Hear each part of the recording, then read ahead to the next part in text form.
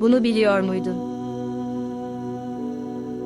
Bir dakikada hayvanların kullanabildiği araçlar. Sadece insanlar değil, bazı hayvanlar da zekalarını kullanarak araç yapıyor. Şempanzeler, taşlarla ceviz kırar.